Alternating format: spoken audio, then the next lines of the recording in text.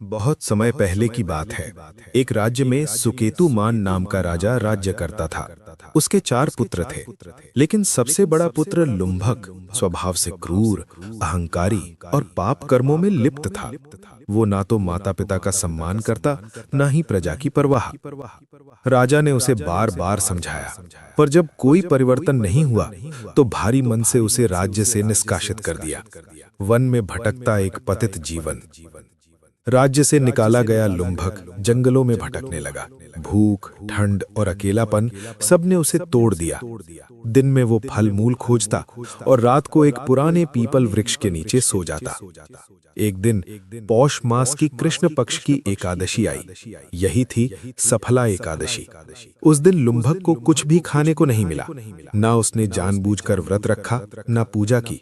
बस भूखा, प्यासा और पश्चाताप से भरा हुआ पीपल के नीचे बैठा रहा। रात को ठंड से कांपते हुए उसने मन ही मन कहा, हे प्रभु, यदि मेरे जीवन में थोड़ा भी पुण्य शेष हो तो मुझे फिर से सही मार्ग दिखाइए। उस रात वो भूखा ही सो गया। अगली सुबह उसने जंगल से कुछ फल तोड़े और उन्हें पीपल के वृक्ष के नीचे रखकर बोला, हे वृक्ष देव, ये भोग स्वीकार करे। यही उसका अनजाने में किया गया व्रत, जागरण और भोग था। उसी क्षण भगवान विष्णु प्रसन्न हुए। सफला एकादशी के पुण्य से लुम्भक के पूर्व जन्मों के पाप नष्ट हो गए।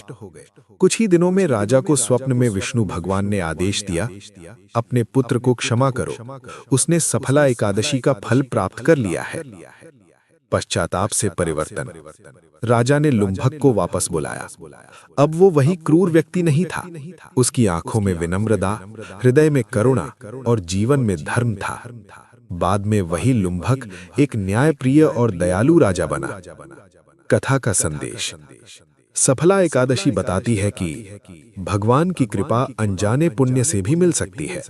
पश्चाताप और भूख से किया गया व्रत भी जीवन बदल सकता है।